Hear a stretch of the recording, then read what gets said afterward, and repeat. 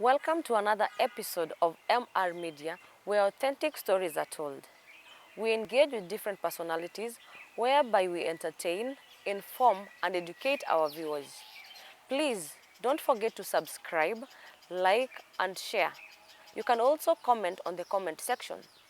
Today we are privileged to host a two-term member of County Assembly, Honorable Graham Kagali Angogo of South Kanyamkago Ward. My name is Graham Kagali Angogo from a humble village called Bware. Bware village is found in South Kanyamkago Ward, and South Kanyamkago is in Uriri constituency, definitely in Migori County. And I'm a professional, an accountant by profession, and I am serving my second term as an MCA for South Kanyamkago. That is in a nutshell. So, Mheshimiwa, I know you're going to serve as an MCA for South Kanyamkago Ward for the second term. Kindly, what made you seek for a re-election? One, I feel I didn't have all my potential. I didn't exploit all my potential in the first term because of challenges here and there. You know, governments have their own issues. Secondly, I had a manifesto to implement, and this manifesto was the guiding factor in whether I've actually achieved as a person, and I felt that I had not fulfilled all the manifesto requirements.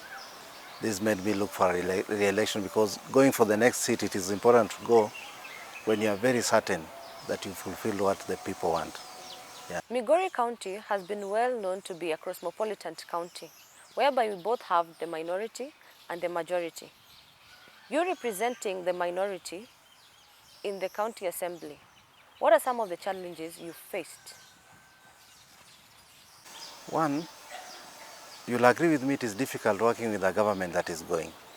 I was elected in my first term, although second term, for the county government, and I believe that power or that motivation to work for the people in their second term was not there. And you know, MCAs do not have direct funds.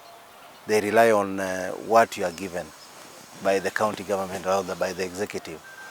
And now that this was happening, it affected our performance directly as MCAs, despite being that I was elected for the first time.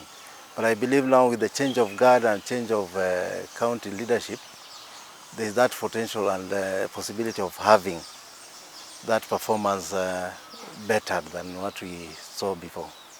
So that was the major challenge. I want to thank my previous colleagues. They never viewed me as a minority, because when I was fighting for something, I was fighting and the support was there, because they had the human heart that everybody is equal. In Migori County, being a cosmopolitan, I can highlight the tribes that are minority. One, there is the Luya, we have the Subas, we have the Kisis, we have Kikuyus, we have the Nubis, we have the Somalis. These ones combined together is a good population.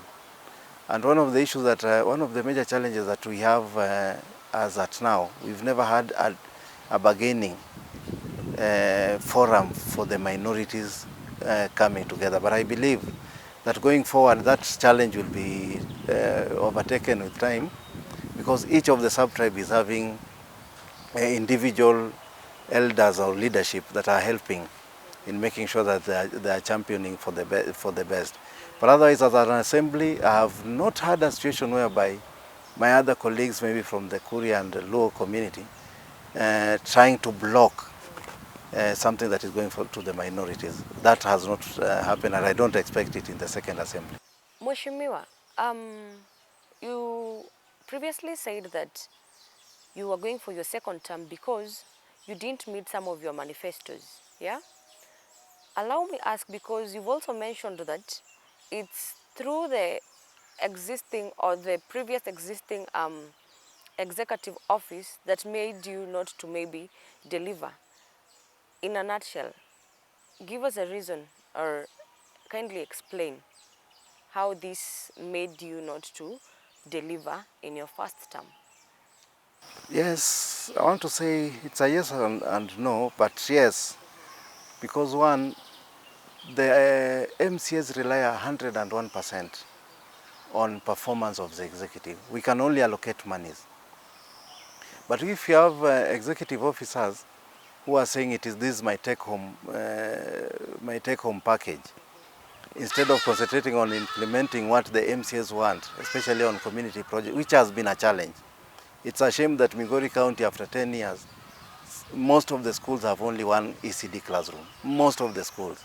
And yet these are devolved function. 10 years we should be having proper ECD centers. So sometimes when we allocate money for this, and this is not done, it becomes very frustrating to the MCAs. So these wrangles, that's where now wrangles start, because we are under pressure from the public to ensure that our services are done. We are also under pressure from the executive, who are not interested in making or delivering these services. So it's a very tight situation that I don't expect as we move on. Recently, we saw the governor and the elected members of the county assembly hold a meeting in the neighboring county. And it was settled that you chose the former MP, Owino Likoa, as the incoming speaker. How best did you arrive on this decision?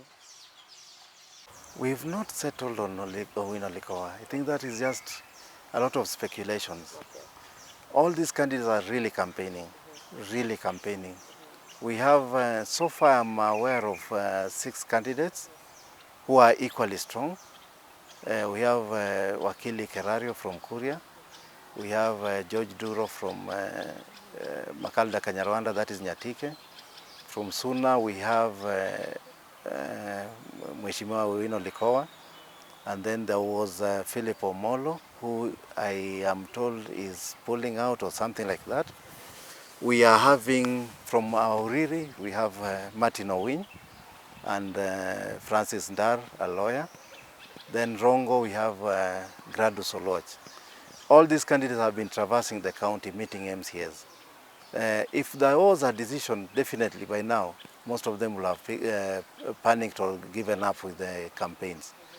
The governor has not indicated his preferred candidate, and no MCA can actually say that from the look of things, this one is likely to take it, because all of us are viewing them as very strong and having very good manifestos for the county assembly. One of your valid reasons of going back for the second term is you really didn't exhaust some of your manifestos. Do you have some expectations now that we have a new regime in the county government? One of the expectations is that I expect equity. Despite different political affiliations in the wards, I'm expecting a county government and leadership that is going to give all MCAs fairness in distribution of resources. 2, there are things that have gone through the manifestos of the various candidates. And the current county governor, the manifesto is highly ranked. And one of the things that I'm expecting, because we are looking at having an educated population, is that now that we have the county government being fully responsible for ECD and vocational training, we are expecting that the new county government, one, is going to sort out the issue of PP1s and PP2s, and not only the students alone, where they go to school for learning, but also the teachers. Proper motivation so that we can have proper foundation for our children. Previously, we've witnessed a lot of wrangles and differences in the county assembly. Now that we have a new house in place with new members and even some re-elected members like yourself, what are some of the mechanisms that you've put in place so that we can avoid some incidences from reoccurring? One, I want to say without any fear, some of the wrangles were perpetrated by the former executive team. Without any fear, that is because the divisions were so much in black and white. You could see this being a source of the division. As we speak, all those who have been elected are equal. We have two honorable members who are going for their third term. That is Mheshimiwa Chacha Matthews from Kuria and Mheshimiwa Mamba from North Kajamkago. But the people who voted for us, whether you're going for the fourth, fifth, first term, are the same. We have the same women, same youth, same men, same people with disability who have trust in that vote. And we expect that the newcomers, we shall orient them where we can, but we all go for equal training to begin with, so that there is no blame games that this was done to the freshers, second timers. Just the other day, the Supreme Court declared Honorable William Samoei Ruto as our fifth president. And on the other hand, Azimio is now going to be on opposition. Baba is also aging, and he's also going to be out of the active politics soon. Now, what's next for Azimio?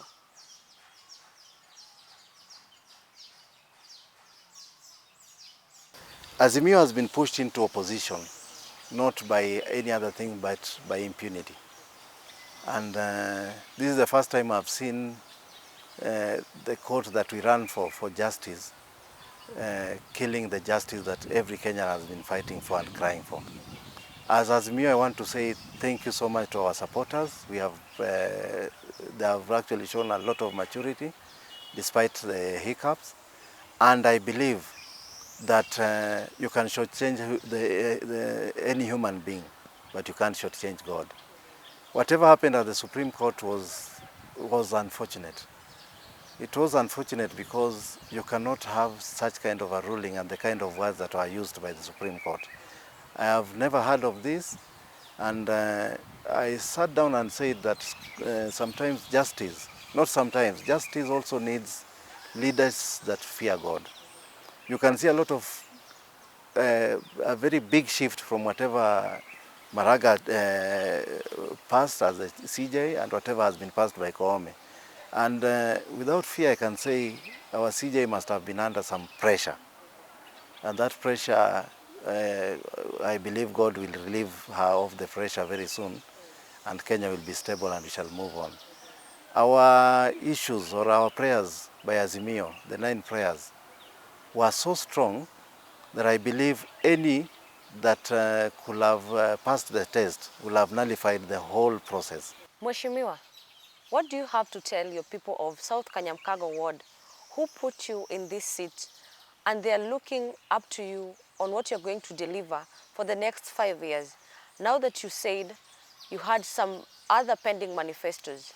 Please, tell us more. One, I want a very united South Kanyamkago. The politics that has been just concluded, the campaign period, was almost tearing South Kanyamkago apart. But I want to thank the people of South Kanyamkago that the unity that I've seen is unity worth other wards emulating. One, we didn't have bloodshed. We had issues here, tension in social media, but we handled that maturely. All I need as a leader is to have harmony, to unite each and everyone. All the people who voted for me and those who didn't vote for me are my people, and I'll serve them without any issues or any segregation. To my staunch supporters, let us preach peace, let us preach unity as we move forward. And I believe that the stall projects, like the 2 dispensaries that I started, will come to completion. I am praying for our PP1s and PP2s to have proper ECD centers, some of the issues, and then doing the infrastructure that is needed. So many problems are there. We shall try fix employment for our youth, but I know it is a challenge because of the tense competitive fields in terms of employment. But I believe that as we move forward as a team, we shall look for ways to fix our boys and girls. But it is important to tell them that it is now time to be innovative in each and everything that we do. Otherwise, I want to wish South Kanyamkago well in each and everything. Let us put God first, and I believe God will make sure that we open and we work well for the people who are expecting services from us. Yeah. We've come to the end of our second episode. I've been your host, Mercy Ravoga. Please don't forget to subscribe, share, like, and even comment on the comment section. Until next time, adios.